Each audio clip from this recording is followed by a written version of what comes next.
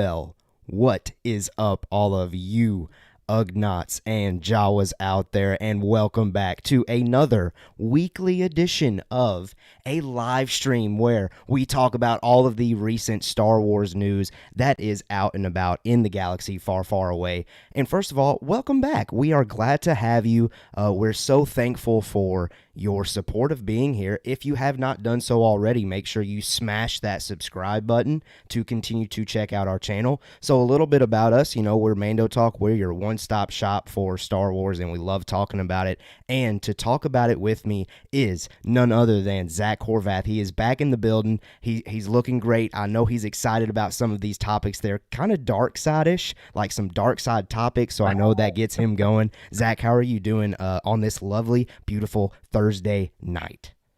I am great. I am so glad to be back. I've been looking forward to this all day. We love doing the live stream with you guys. We appreciate you. Even if you're watching back, even if you're not live, we really appreciate you guys coming over and checking us out.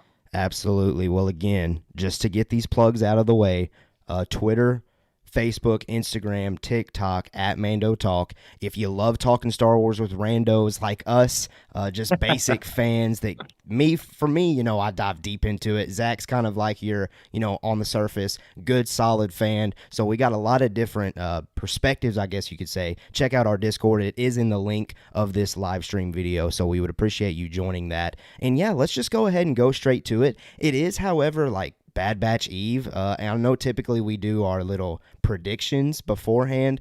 I don't really have too many predictions. I feel like I say that every week, other than I do have a feeling we are getting Sid this week, only because I think we're coming to a point where we need closure of them leaving the bounty hunter kind of lifestyle. I feel like this might be the appropriate time to do that. What say you, Zach? You got another take? No, I think I agree. I think my prediction is we will go back to Sid, maybe to close the loop and try to get more information on, the bounty hunters. But I think that's going to be part of the episode. But another big part, I believe, is going to be Crosshair stuff. He's going to go back and. I hope you're right, man. I really, really, really hope you're right. and they may not do it, this episode, but to me, it just seems likely. They showed him last episode for a second. So I would think that they would touch back on him, but maybe they give him a full episode. Dude, I would love a full episode. I want like a Crosshair POV. And I mean, what a time to do it. It may be, right? I don't know, but. I would really love it. However, I don't think they're ever going to like fully dedicate an entire episode to Crosshair, but I am right there with you. I think it would be fantastic. Let's go ahead and do this thing. You know what? We got some news pieces to talk about. Not a ton of news that's out there, but I think, again, as we always hype it up, interesting topics. Me and Zach, we dive deep into these things. We get in these loopholes. You know what? We might talk about, I don't know, The Last Jedi, Rian Johnson, J.J. Abrams. Oh, that coming up, They baby. come up somehow. But we can't wait to talk about these things. There is one thing I forgot to mention, but you know what? Let's tease this thing. There's something that I've just been having fun with this past week with Star Wars.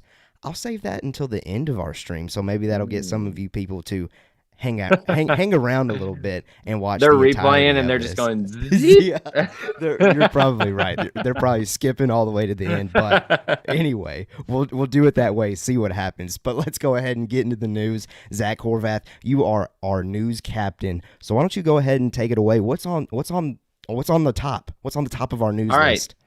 So, not a lot this week. A little bit of a lull. And I'm not mad. It'll give us some time to marinate and really dig into what we have that here today. A1 sauce, boy, marinate. That's right. So we got about 4 topics we're gonna go over. We'll just start it off with number 1 on the list of our news here. Star Wars Rogue Squadron finds their writer in Matthew Robinson.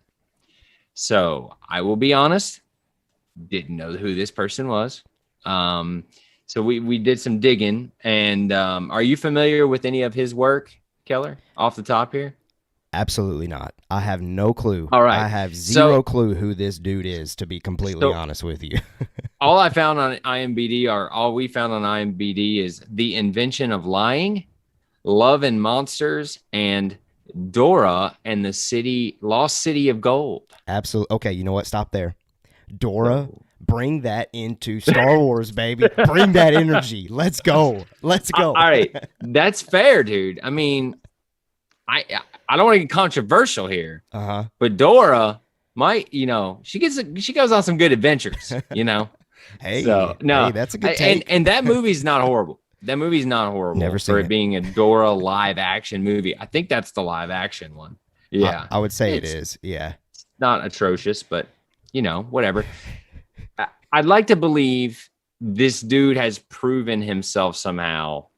Because if I'm being honest, again, no idea of any of these truly. Me I either. didn't even know who he was, didn't know anything about him until I looked up, on IMDb. He doesn't even have that many writer credits. He only has 12. Yeah. And most of them are not like ones I don't even really know. He wrote on Black Box, but what's your take? Does this excite you at all? Typically when they make these announcements and I start reading the credentials of the individual, I'm like, okay, I can get on board with this. You think back to, and even me with Rise of Skywalker in particular, when they announced that Chris Terrio was coming on board, let's be honest, for me, Justice League was a flop, like the original one at least.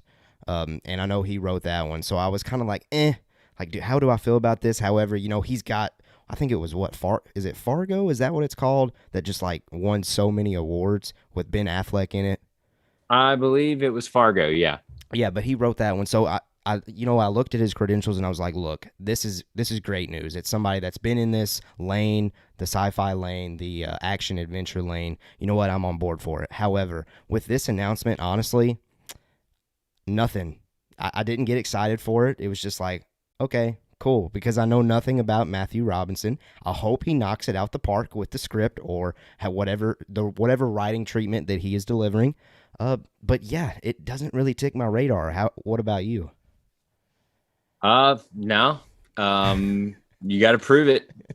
That's all I can say. I don't really know any. Like I said, I've seen Dora, but I didn't pay attention to the script of Dora. Same. Or the screenplay. So I don't know, man. Sure. It is. What it is. and to be honest, I'm kind of in between on it because if they're giving him the keys to Star Wars Rogue Squadron, if Patty Jenkins, is comfortable with this, then maybe it is a good thing that he doesn't have, these big, ridiculous blockbuster movies that are garbage. Because, you have some of these guys that write a bunch of these movies. Sure, yeah. And a lot of them are garbage. So I don't know. Prove it. That's all I'll say. Yeah. Let us know. What do you guys think? Does anyone know of this guy, Matthew Robinson? What's your thoughts? I will add one more thing, though, as far as Rogue Squadron goes. I think Patty Jenkins recently had like an interview where she said that Rogue Squadron was going to be like a new era of Star Wars. I haven't really dug deep into that interview. I honestly just now kind of saw it recently, and I think she was talking about how she was going to be digging into previous source material to help her with this. There is a Rogue Squadron novel that's Legends at this point, but I believe she even mentioned it in the interview, so that was good to see. So that might be something we need to touch on next week. I apologize for maybe not doing enough research or digging on that, but we'll shelf it. We can shelf it and just there's our tease for you to come back next week if you're watching with us. Yeah, I mean, hey, I would love to learn more about the book because I've heard great things, I think, about the book. Correct? Yeah, great things about that book. Yeah, so I don't know. What do you guys think? I thought it was important to bring up here because I'm just happy to get some Rogue Squadron news. I'm loving what I'm seeing from them. Patty Jenkins, we already talked about her teaming up with Wonder Woman girl. Loving it. Yeah, absolutely. All right.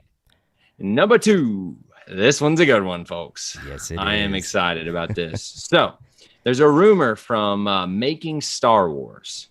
The rumor is Obi Wan Kenobi will fight at least one Inquisitor in the upcoming Kenobi Disney Plus show. Keller, what's your take? I say it all the time. Injected in my veins. Let's go. No, Let's go. it's one thing that me and Jacob have heavily speculated. It just makes sense, I think, for this time frame. For we know those of us that have seen Rebels. Shout out to Zach, who hasn't. We know Inquisitors are out there hunting down any type of Jedi presence that's out there. But, you also got a sense of that in Jedi Fallen Order. I mean, that's that image right there that was beside you there just a second ago. Yep. Those are Inquisitors. And, just this time frame, it lines up perfectly. And shout out to our boy DJ Foster, who is in that live chat right now. We appreciate you being here. He just made a great, fantastic, and honestly super simple but right on the money point.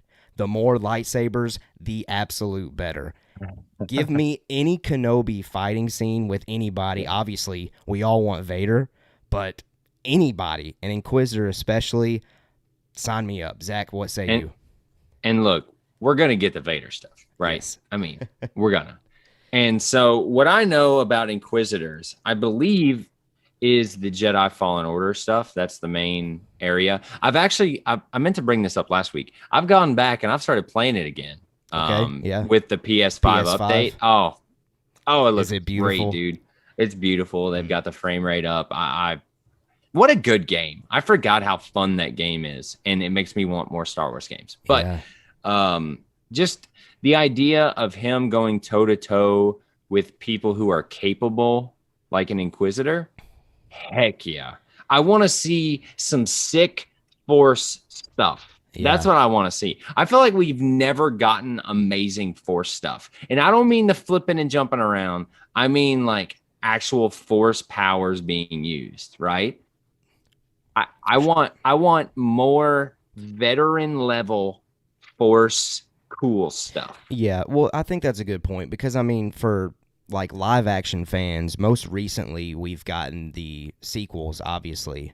And Kylo Ren, we love him. I know me and you both love Kylo Ren, but let's be fair, he wasn't fine-tuned in the dark side ways. So it would be great to see live action return of that presence of obviously we're never going to get a Palpatine again or a Vader again because that's Star Wars at its core. But like a Maul kind of presence where they're fine-crafted, Dooku even, that'd be great to see. So I think there's potential there with the return of those type of characters of Inquisitors. Now, for me, my brain is going straight to the actress Moses Ingram because recently on Instagram when they made that cast announcement for Kenobi, she talked about how she was going to get to play with lightsabers. So I'm thinking it's going to be potentially a female Inquisitor. I think she's going to knock it out the park because from the video that I saw of her actually playing with a lightsaber, she was just crushing it. So gets me excited. Big. Yeah, dude, that's what I want to hear. So DJ says in the live chat here, question for me, should I replay it on a more difficult level? I tried it out on the easiest level for the story and felt it was meh. So is it more fun if it's more difficult? That's a great question. That's a great video question in general, a video game question. But I will answer you with, to me, it is more fun because of the mechanics of the game. So it has a very, like parry style attack combat. And to me, I love that. And so when you make it more difficult, it usually lends itself to more fun in my gameplays. Sure. So I would say go back and play it again for sure. I've played through it twice. This is my third time playing through. And that's now, dedication, man. Well, what I agree with you in the story, it's not the best Star Wars story. Mm-hmm. It's not. However, with you being able to play as Cal and going through it, it gives it a pass a little bit, right? Because you're getting to experience it more than just watch it. So I do agree that it's somewhat meh, and it may not be a better story on your next playthrough. However, the gameplay is more fun to me because it makes me work harder and use all my powers and get my upgrades and things like that. So, Okay. great question. I love video that game is a questions. great question. And for me, I'm glad that he did not ask me that because I have no clue. And honestly, I played it on the easiest level. And to be completely honest, it was still difficult for me because that's how video games are for me. It's not, I mean, it's a hard, easy, it's a difficult, easy game because of that combat I was talking about. It is not very forgiving when it comes to the combat because they will kill you. Dude, yes, they will. So he said, yes. Fair enough. I'll give it another shot soon. Yeah, you definitely should, in my opinion. Especially with this kind of, we were talking before the show about the feel of Star Wars right now and just the environment of Star Wars. Mm-hmm. It gives me something else to latch onto and experience again. And yes, I know I should be watching Clone Wars or Rebels. However, I've been spending my time playing PlayStation, and it's to each their own. For me, animation, me rather watching stuff is my go-to. But if you like, submerging yourself in the galaxy, do that instead. And well, what brought it back was seeing it in Bad Batch. We were talking about it, and I was like, you know what? I don't really remember. And he says, I'm in the same video game boat as Keller. I just don't do well with video games. Same. And that's cool. Lucky for you, there hasn't been really, really good ones, throughout the years here. Battlefront 2 got better. Yeah. And then Jedi Fallen Order really kind of catapulted us back to really high quality. I can't wait for what's coming. I really, truly believe that there is some stuff in the works that is just going to make us all really happy. Oh, on the game front?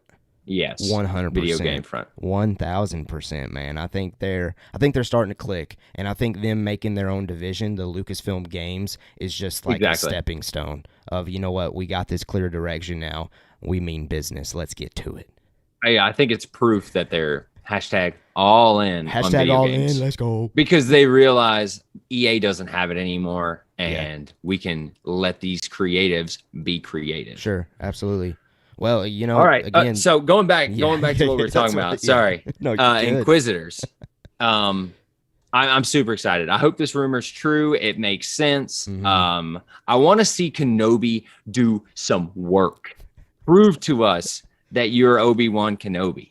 You know what I'm saying? Yeah. Like, I want that middle ground of, if they could thread the needle on that New Hope Kenobi where he kind of just stands there and does some, pew, pew, pew. Sure. Like, do a little bit of that, but also a little bit of the prequel. Like, the prequel Kenobi. That's what I want. And I think they'll do that right. Have you ever heard my, and this isn't really lightsaber lane, like it's not clashing lightsabers like with Inquisitors, but have you ever heard my pitch for the opener of Kenobi? I don't know if you have. I don't think you've dropped it. I have. Yeah, it's been on the podcast before. I know that, but I think it was before you hopped on board. And this is for me. It's like ever since Disney purchased Lucasfilm, this has been like my mental image of how Kenobi's going to open. It's like one of those. It's a dark evening on Tatooine. And these Tusken Raiders are attacking a really young boy. And all we see from out of the shadows, not one, but potentially two lightsabers, because he's got both Kenobi and Anakin's lightsaber at this moment just light up in that darkness. And you just see him kind of with a hood on. And he just goes ham on these Tusken Raiders to make sure that Luke is protected. And for me, though, ever since the Mandalorian, like humanizing the Tusken Raiders, I don't see that happening. Like, we've now gotten to the point where we're diving deeper into, maybe these guys aren't so bad per se. So I don't see that happening. But, like 5 years at least now, that's been my mental image of how we start with Kenobi. Then it flashes with Obi Wan Kenobi, and we dive into that story. But completely and who's to random. say that Here doesn't we are happen? Getting in those holes. Well, who's to say that doesn't happen, but not with Tusken Raiders? Sure. Right? I mean, it's Star Wars. It could be the Bebops, and there's some scary thing, and then he just murks them. That's what I'm good with that. There you go. What do you guys think? Are you excited about Inquisitors coming back? Dude. Let us know. We really want to know, and yeah, I know we're pumped.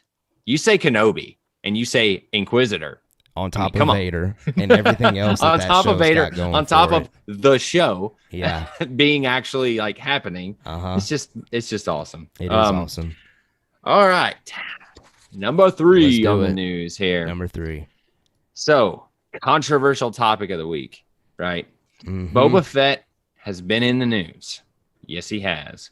Slave One is no longer the title for Boba Fett's ship on the Lego boxes.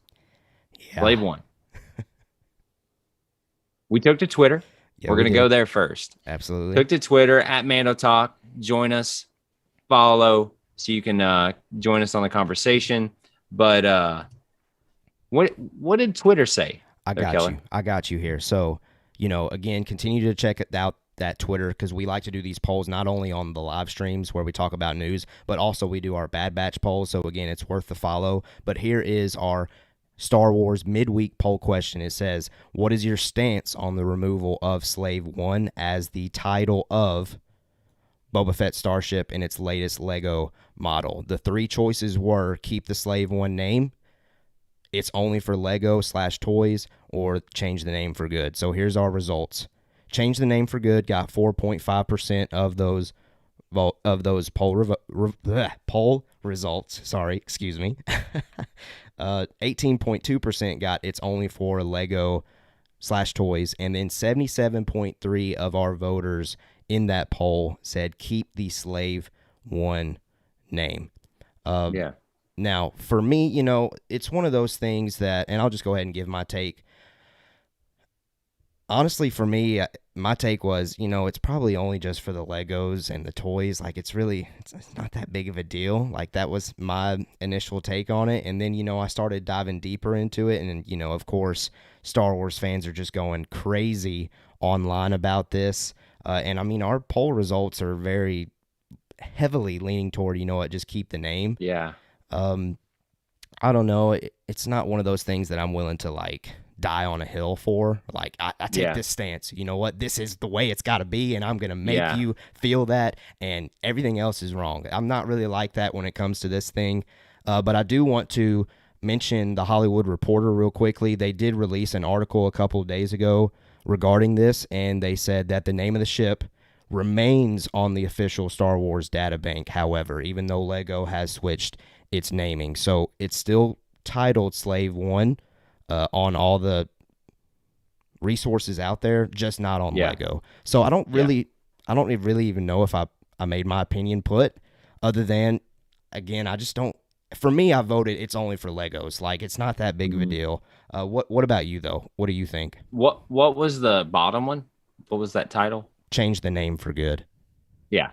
I voted just change the name. Really? Controversial take. Okay. I guess. Yeah. What it more leans to me is I don't care. Sure. I don't care enough. And if that allows more people to like Star Wars, if you poll general Star Wars fans, they don't know it's named Slave One. If I go to my wife and say, hey, sure. Boba Fett's ship? What's the name of the ship? Sure. No idea. Now, I know Star Wars, the fan base is, crazy. Yeah. And they really are very protective. And that's fair. Mm-hmm. I get it. But I just don't care enough to not change the name. Like, it's called Slave One. It's 2021. People are going to lose their minds about this. Sure. And me personally, the name is fine. I don't know. It's a name. I don't understand what, call it Slave One, whatever. It's in Star Wars. It's this made up world, right? So, right. I just voted there because there wasn't one that really fit what I thought. Yeah. And I almost put like a selection there that said, in the end, it doesn't matter, or something like that. Yeah. Like, who cares? And that's where I stand. Yeah. And I know, as you saw in our polls there, people are very passionate of keeping the name. Well, for sure. I think for so long, though, that's fine. I mean, outside of the Millennium Falcon, obviously, and maybe Luke's X-Wing, Slave One is the third most recognizable ship probably in Star Wars. Yeah. You're probably right. Other than like the big Star Destroyers. But they don't have like a name, you know what I'm saying? Like a specific name, sure. Yeah. Yeah, I would. That's kind of my take on The it. Dreadnought. Yeah, There it is. You There's our Last Jedi call in. we found a way. We found a way to bring it up. No, for me, it's not one of those things. Like I said, I'm not willing to just throw a big fit about it.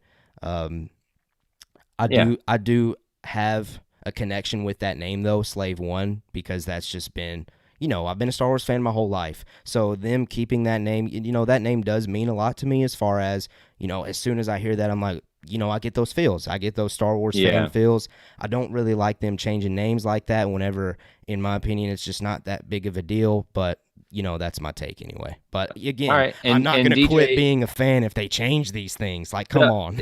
And DJ says in the live chat, I'd say most fans care that its name stay the same, but I get the desire to change it. I could take it or leave it, is what he said. And that's basically where I stand. Yeah. I mean, I'm sure most people want it to stay Slave One that are Star Wars fans, because as you just noted, you say Millennium Falcon, it's bam, Star Wars. You say Slave One, it's Star Wars. But I do get why they would change it. And I extra get the Lego stuff. Yeah. Because this is kids reading the words Slave One. I guess that's the reasoning. Right. Well, I mean, even think about marketing other than the Millennium Falcon, name one other ship that they name its specific name on Lego boxes. Exactly. Like all of them say Luke's X-Wing or Anakin Starfighter or Starship, whatever. And they're using that term for Boba Fett's Starship as well on the Lego box. So that didn't really when it first came out, before all the craziness started, I was like, you know what, not a big deal. They're just putting in a simple name on a kid's toy. That makes sense for marketing. But then it blows up, and this Lego, I think it's someone that works for Lego, made a quote saying that Disney Star Wars doesn't want to use that name anymore, so we're starting that transition. But there hasn't really been an official word or announcement from Lucasfilm themselves. I think they changed the name. Officially. I think they changed the name.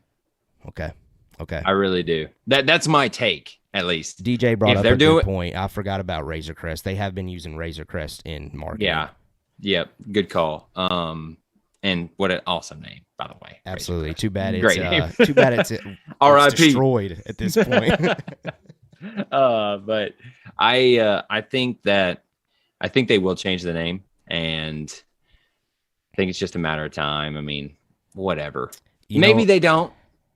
It might be one of those things where, to try to make it less controversial, they make it a plot point that he changes the name of it in Book of Boba Fett or somewhere.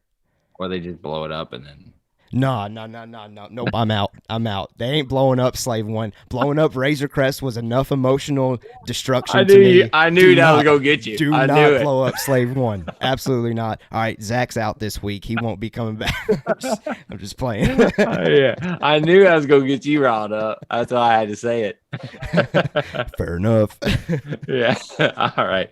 Well, I think we're pretty much on the same page. You don't really need to change the name. I get it, but I don't really care either. I don't really care. Either way, whatever. Same. All right. Let us know what you guys think. If you're watching live, if you're watching replay, throw it in the comments, throw it in live chat. Do you care? Is it a big deal? Do you understand it? Where'd you land on the Twitter poll? Mm-hmm. All right. Number 4. And this is our last news topic on our list. So as I said, kind of a short, list this week, but this one's a good one. This one's my favorite. It's a good one. Obviously. Yes. So as you all know, or maybe you don't, if you're new here, I am obsessed with the Acolyte. I can't wait for it. I'm super pumped. And somehow the showrunner keeps talking about it, and I love it. So Leslie Headland is her name, and she this week cited the Phantom Menace as a creative influence for the Acolyte. Here, this is a long quote, but I'm going to go through it. Yeah, she said it deserves to be read for sure. She said, "Quote: This big, huge movie event, cultural event happened that was the Phantom Menace. And I know there were varying reactions to it. And certainly there were a lot of people that had grown up with the original trilogy who were disappointed by it. But I actually was very intrigued by why George Lucas had started us at that particular point. I kind of wondered, what happened to lead up to this? That's kind of where my Star Wars fan brain went, was like, how do we get here? And why are the Jedi like this? When they are in power, why are they acting this way? And how is it that they've not having the reaction that you would think they would have to Anakin's presence? And what Qui-Gon Jinn was saying about how passionately he feels about training him and bringing him into the fold. It's like even the discovery of Darth Maul is kind of met with this like, interesting kind of feeling. So I just think for me, my brain has always buzzed around that area and wondered what's going on here, or what has been going on here, end quote. So long story short, she is interested in Phantom Menace and why the Jedi are the way they are in that movie. Yeah. And I've never thought about it that way. And what a fascinating thing to think about, of why did they act that way? Why are they kind of, about everything? They're just like, yeah, we'll figure it out. Yeah. Oh, Darth Maul? We're the Jedi. Sure. So that's fascinating to me. I love it. Yeah. I love it. Everything she's saying. What's your take? Let us know. Last week you got super hyped with all those quotes that she made about like the production of the show. Yeah. Go back and watch that episode if you haven't, because it's awesome. Yeah. She has some amazing quotes. Sorry to cut you off. No, you're good. And rightfully so, that got you hyped. For me, this gets me way, way more hyped for this show. Phantom Menace, for the hate that it gets, I loved it. And it is the first, well, it's not the first Star Wars that I remember, but it's what made Star Wars back again for my generation. So, for me, I'll always have just love and care for the Phantom Menace. And I know DJ, if he's, still watching with us, he feels the same way 1,000% about the Phantom Menace. We've talked about it before. But the Phantom Menace, I have always had those questions that Leslie Headland just portrayed there. So I am extremely excited, not only that she's thinking about these things, but for me, I felt like, okay, you know what? You get me. Let's go. This is a creative that is inside my brain almost. Like, I've always wondered, like, for me, I've always felt like the Phantom Menace, even though it was the prequel, deserved its own prequel, because there's so many things that could have happened leading up to that. And I think they've announced that the Acolyte's going to be like 300 years or so before the Phantom Menace, which is still a pretty big gap. I mean, not pretty big. It's a huge gap. Like, so much stuff can happen there. But it sounds like she's very much interested in setting up the prequels at some point in the Acolyte. Exactly. Maybe it's set there, but who's to say it ends there? Right. And we could skip like hundreds or years or decades or whatever throughout that show. I don't know, man. Just a lot in that quote. There's a lot in that quote, and a lot of it gets me really, really, really excited. I'm not going to go as far as to say like, oh, she's going to give answers to how Darth Maul came into contact with Palpatine, how Qui-Gon became the master that he is. I don't think it's going to run into it that much. I don't think we're going to see these characters pop up, but it's cool to see her mentally at least just thinking about all of those things that for me as a kid ticked my radar and was like, okay, you know what? Star Wars is my passion. I'm diving deeper into this thing. Yeah, and DJ says, Phantom Menace is the best prequel trilogy film. Controversial, in my opinion, because it's not my favorite, but it's very good. My favorite is by far Revenge of the Sith. Of the prequels. But yeah, the Phantom Menace, as I've grown older, there was like this stage where it hit me, and I was like, let me be like the rest of the fans. Oh, I hate the Phantom Menace. Jar Jar's stupid. But then I finally came to the realization that, like, look, I enjoyed it as a kid. I just need to ignore all these haters. Phantom Menace rocks. Give it to me. And to be completely honest with you, I loved Star Wars when I was a kid, and I didn't know anything about the originals or anything. I loved freaking Jar Jar Binks. Yeah, because I was 5. I guess, when it came out, 5 or 6. Like, yeah. I was right in that Jar Jar, wheelhouse. Yeah. And I had freaking Jar Jar hats and I had Jar Jar things and I would talk like him and stuff. So George nailed it for me, I guess. Because everybody hated Jar Jar and I was just being a 5 or 6 year old kid, like, me so better, being so dumb, but I loved it. And so in that regard, I have very heavy nostalgia of seeing and hearing Jar Jar for that reason. And I never knew about this boiling hatred for that in the background, right? And DJ also says these quotes from Leslie Headland have made him way more hyped for Acolyte. So it sounds like he's right up where you are. See, boys, come on over to the hype train. It's getting good. It is getting good. And you know what? Imagine the hype of this with each quote she's dropping gets bigger. Imagine once we actually see what this thing's going to look like. Like we ain't seen nothing. Ooh, that is going to be pretty crazy. Things are building up for this. The hype train is rolling, and it seems like we're a good 2 to 3 years out from seeing this, actually. So I can only imagine once it actually hits. I still think, I don't remember what I said the other night, but I think we're 2 years out. Because it's February film, and then I think it'll come out like the next year. You know what? I forgot that we talked about that report last week. It is shooting in February. I keep forgetting. Yeah. Jeez. Yeah, dude. It's almost game time here for Acolyte. If they're that soon, that means they're already deep into pre-production. Because we've got 8 months out? Is that what it would be? So 8 months. They're getting there. So that's exciting. And DJ also says, dude, him and Keller have talked about this before on the show. Phantom Menace gets so much hate, but I'm the Phantom Menace apologist because it's so good. And again, it's not my favorite of the trilogies, but I have the most nostalgia for it because it hit me as a kid. And I just loved that goofy Jar Jar. And then, they have Anakin and he's a kid. So everything George was trying to do with that nailed for me when I was little. Yeah. And I remember loving it. Now, to be fair, though, I feel like if I was probably around and old enough for the original trilogy and say I was in my 20s or 30s or 40s watching the prequels and I saw Jar Jar, I probably would have been a little taken aback. So I get 100%. I get 100%. But for my generation, you know what? Hashtag Jar Jar rocks. Let's go. Yeah. And I'm super excited to see, we're the old generation now. So when this new generation gets to where we are, what are they going to say about like Phantom Menace, or what are they going to say about Force Awakens? Oh, they're going to say Force Awakens was absolutely incredible. I mean, I hope they do, as they should. Rey is 1,000% a Skywalker. There is no argument. All of these, Luke was terrible in The Last Jedi arguments are going to be completely invalid. All of these things that make us frustrated is not going to be there anymore. It's fascinating because I always talk about Taylor on the show because she's a great, doesn't care person. Yeah. And so she watched The Last Jedi. She loved The Last Jedi.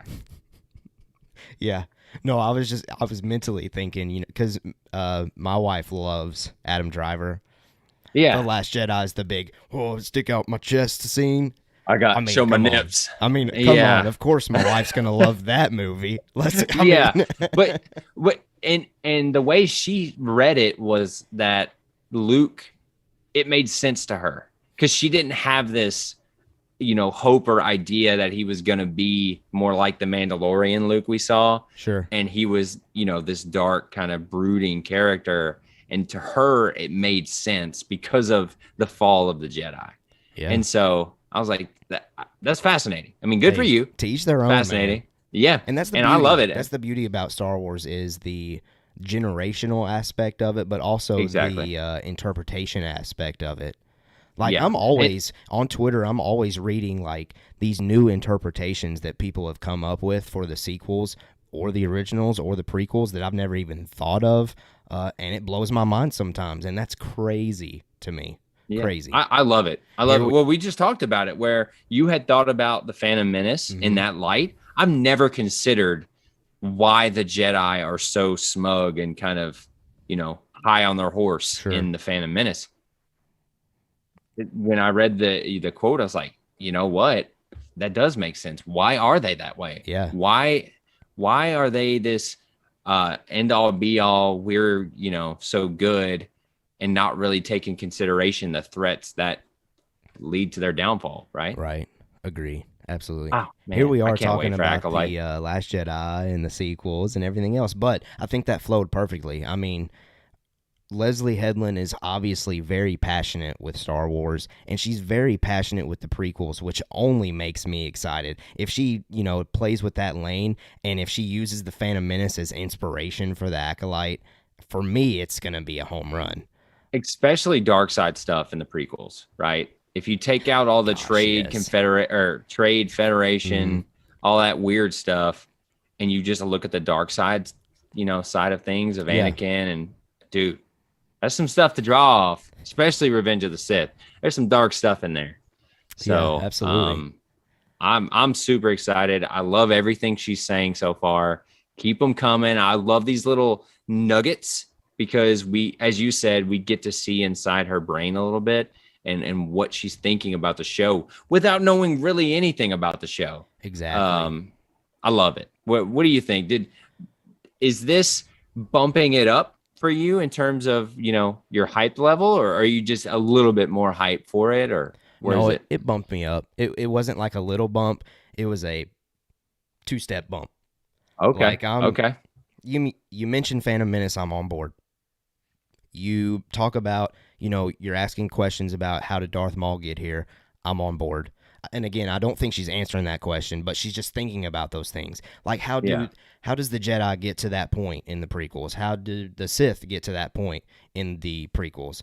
All those questions I think she's asking, and if she's asking those questions, she's probably going to deliver them some way. Even though again there's a 300-year gap, I think she's going to at least sow the seeds to where it makes sense. Oh, 300 years from now, that's how they get that Exactly. mindset. That's what I was going to say. She knows where they end up. Yeah. So how do they get there? If she's asking those questions, and to mix with last week, she's getting people that don't know Star Wars like you do, or everyone else, and including me, and they get to just be creative with the story. And she says, hey, we've got this group. They're the leaders, and their negligence leads to a downfall. Yeah. How did they become negligent? How did they become so overpowering and non-caring that they fall? So do you think that the Acolyte's going to be, like one of those Joker, Venom type films where they make the villain like the Acolyte, because we're assuming that's going to be a Sith character, maybe might be the lead, where we see maybe they're not necessarily as bad as we thought? Like, do you think we're going down that lane, and then maybe in the viewpoint seeing why the Jedi are twisted by the time we get to the prequels? I think so. Okay. I think 100% it's not going to be as, I always hype up the Sith stuff because that's fun, but Right. I think it's definitely going to be more point of view type stuff, Okay. where I do think the Sith will do some bad stuff, but I think we're going to see the Jedi do some bad I think stuff. so too.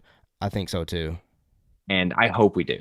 I hope we go into that. I hope they're not afraid of that, because it's always been the Jedi are, the light and the good. And I don't know. But something's got to happen though to get them to the prequel mindset. And I think the fan base understands that. Like the Jedi messed up somewhere to get to this status that they are in by the time the prequels arrive. So do we know anything about 300 years before? well, Did we know anything about what's happening in the world they're or in pumping the universe? out the High Republic content galore. So is right that now. mid High Republic? I don't know. It's toward. From my understanding, the Acolyte is at the end of the High Republic stage. But again, that's from what I have read so far. Okay. And I have not done my due diligence and dug deep into the High Republic like I really need to, because I feel like that needs to be done before I even think about sitting down and watching the Acolyte. But I got a couple years. I mean, and High Republic is when the Jedi are like, it's like the golden time.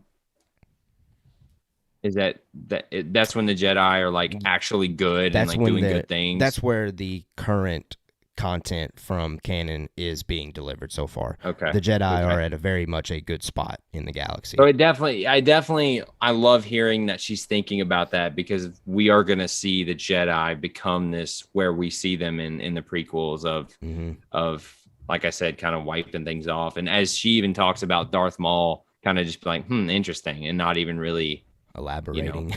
Exactly. Where I believe that if they were more of a, they were earlier in the High Republic era, it sounds like they would go after it and be like, Right. well, who is this guy? He's a new Sith. Like, we need to get him, instead of just like, whatever. And then, so, Sure. Yeah. And DJ says two things I didn't call out before. The production level on Andor lends to the hype of all these other shows too. That's fair. Yeah. I would say, especially since we've basically seen the whole show in leaks. It does look great. I mean, the production level and the amount of money they're dumping into it makes me happy and excited that they're taking it seriously. No doubt. But he also says Acolyte needs to stay dark side. I don't think it needs to be anti-hero story. I don't know. I think you're gonna get that. Yeah. I think you're gonna get anti-heroes. I was gonna say, I get it. I definitely, for me, Star Wars is that light side, dark side thing, but I really do think the Acolyte's going to dive into that. If it's not the main storyline, I think there's at least going to be an episode or two where they dig into a B plot. Anti-hero. Yeah.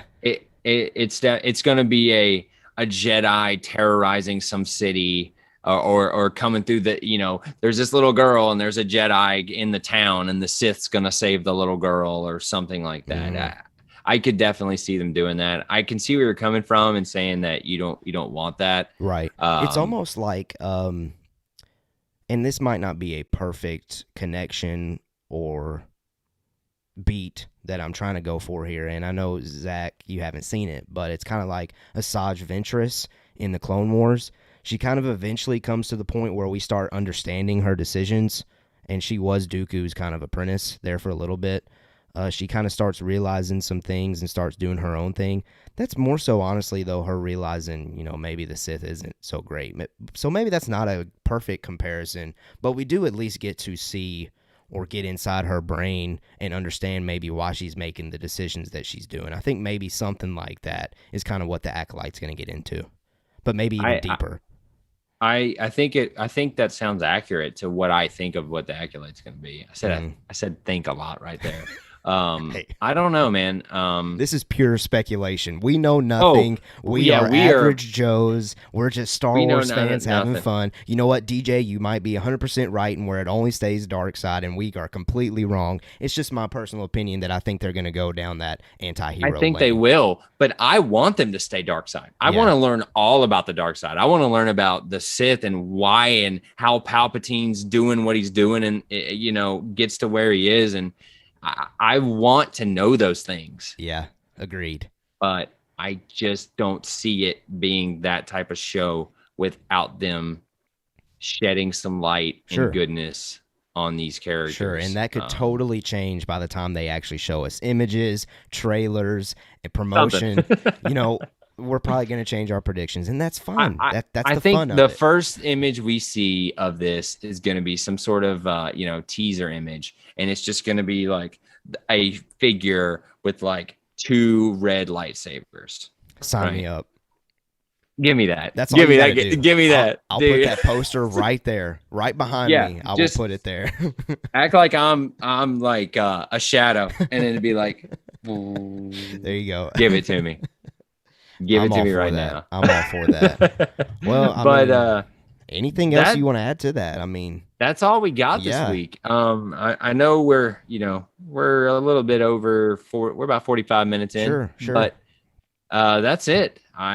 Short week, but I feel like we got to dig into some stuff and spend some time on issues and definitely. Well, listen, to just recap it real quickly. I mean, all of the news going on this week. We got Rogue One got its writer in Matthew Robinson, so I think that's Rogue Squadron. Sorry, my bad. Rogue Squadron. Yep. Thank you for correcting me, man. Jeez. Yep. Goof. Thursday late night vibes there coming that's in. all right. Oh well. No Rogue problem. Squadron got its writer in Matthew Robinson. Obi Wan Kenobi, there might be an Inquisitor appearing. That's a complete rumor from Making Star Wars. So you let us know. Do you think that's legit? It certainly feels like it would be legit. Boba Fett, Slave One might not be its name any longer for his ship. Who knows? We'll see. And then Leslie Headland. She apparently the Phantom Menace is going to be inspiration for her show. And we're all for that here. I'm a total prequelist. Give it to me. Give it to me 1,000%. Well, Listen, I teased it at the top, just to kind of end this live stream. Something that I've been doing throughout this past week to just, keep them Star Wars vibes going. Because we've talked about it. Right now it's just the Bad Batch. And you know what? Honestly, with the Bad Batch, these whole, getting hyped up for just these really short 20-minute episodes can sometimes run into a wall. Sometimes you're like, man, as soon as that episode's getting good, it cuts off. And I'm kind of starting to lose motivation, But for me, I finally decided, you know what? I am going to do something that I've always wanted to do, and that is to do this. I have finally, me and Maddie, me and the wife, were at Target, and she's, looking at her own things, and here's my Target run. You know what? We're just going to extend this conversation. I hope those of you watching with me are having fun. Here's my Target run. Maddie goes and does her thing. I go straight to the toy section. Speaking of the toy section, 0 Star Wars toys. We had maybe a Baby Yoda Grogu little plush toy. That's it. Horrible, in my opinion. It's really starting to frustrate me. This is an ongoing issue. But anyway, after I hit up the Star Wars toy section, next thing I go to is the Funko Pop section. No Star Wars Funko Pops to be seen. The last stop, books. And this is what I came across. And those of you that are in Discord, you know that I've been Discord talking about already this. knows. Heir to the Empire. This is the very first novel that came out following the original trilogy. A lot of people have always talked about how it's an incredible story, and I have never read it. And I am now about halfway through it. I am in love with this book. Zach, I'm honestly thinking about requiring you to read it. It's so just good. Gonna make me read it. And to be clear, those of you that don't know, it is Legends. It is not canon, so I might be wasting my time reading this thing, but in a way I'm not, because it is so fun. Again, I shared this on Discord.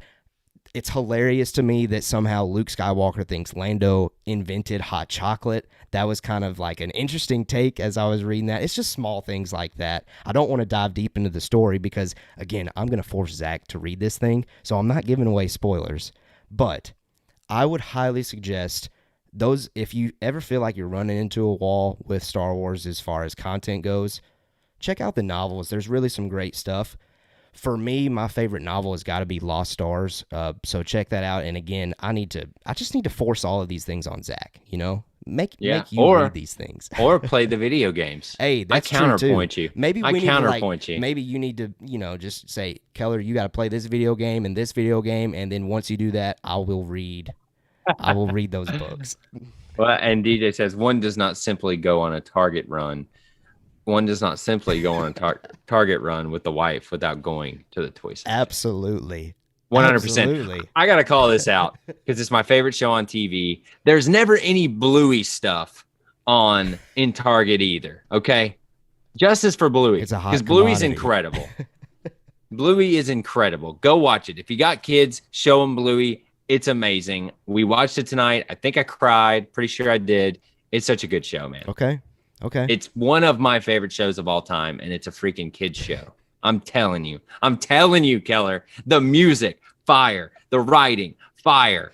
The emotions, fire. All right. It's good. We're going to have a Bluey section on our Mando Talk. Heck yeah, boy.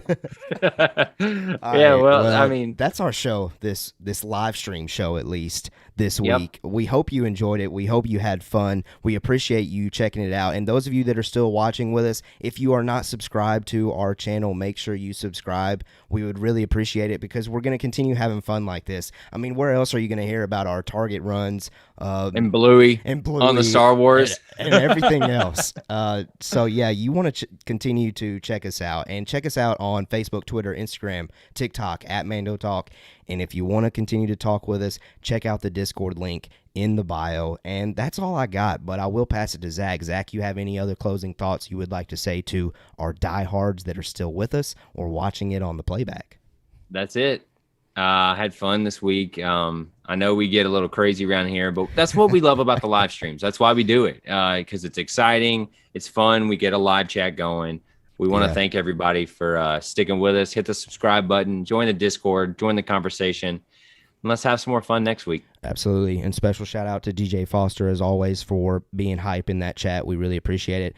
I encourage anyone that if you stumble across our live streams, type in the chat. We'll talk about it. No take is a bad take. We love talking with any Star Wars fans. So let's get out of here. I've had a ton of fun, but I hope you have a great weekend. You know, first of all, happy 4th of July, because some of you, we might not hear from you until after that holiday, for those of you that are in the States like we are. So happy 4th of July. Hope you enjoy your weekend. Check out our Bad Batch quick takeaway tomorrow morning that I'll be dropping, and then our Bad Batch spoiler-heavy discussion coming on Monday morning. All right, I'm going to get out of here. Zach is going to get out of here. We hope that you have a great weekend, and as always, we have spoken.